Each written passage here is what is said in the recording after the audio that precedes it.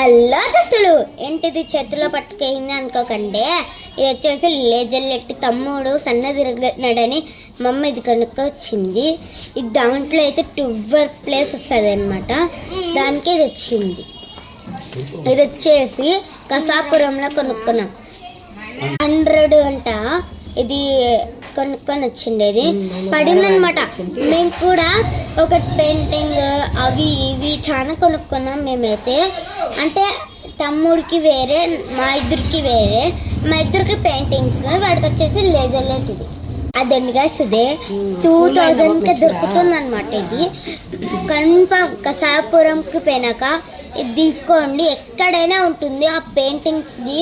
Next వీడియోలో confirm చూపిస్తాను guys.